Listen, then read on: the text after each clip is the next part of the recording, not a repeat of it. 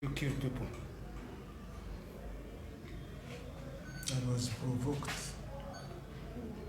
By what? What provoked you? By the woman with whom I had been staying. She did what? She was always telling me that the children that we have are not mine, that they have their own different father. And when I got retired, she rejected me and started sleeping alone. And even refused me access to the business that I had given her to manage.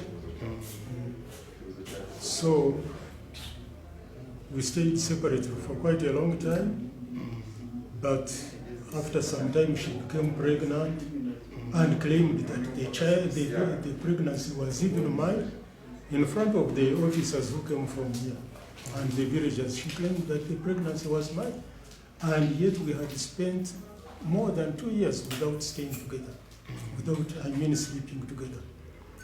Then they said that you wait until the woman delivers and then you go for a DNA test.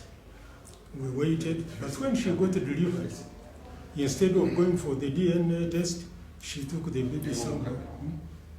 Yes, go on. Yeah, she took the baby somewhere where I didn't know. And she came back to the same family protection unit and wanted to be given the business. So, I don't know what they did, but I think they refused. But she later on went to the district probation office. The district probation officer called us and said, well, the children that you have are still minors. You have to look after them together. And the baby who is not yours, don't mind about that. I said, you are catering for children. You are caring about children. Do you care about those whose fathers you know? They said, you don't mind about that one. So I agreed. And we decided how we would now do business together.